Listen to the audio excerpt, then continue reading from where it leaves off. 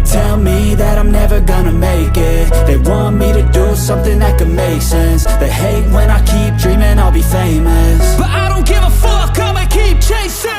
I got all this potential that's deep inside of me, but they hate when you're successful cause they try to be. They sit there being judgmental because you're trying things, and they just want you to settle and do the right thing. So get a good job, don't slack off. Wake up every morning, make a good impression on your boss. Don't do anything that I wouldn't do, and when you're making money, make sure you don't spend it too soon. Fuck that, I'll do what I wanna do. I got a different path from everyone, and that includes you.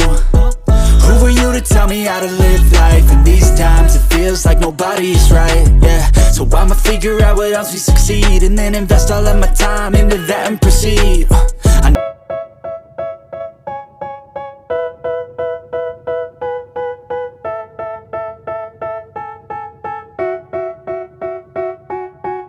They tell me that I'm never gonna make it. They want me to do something that could make sense.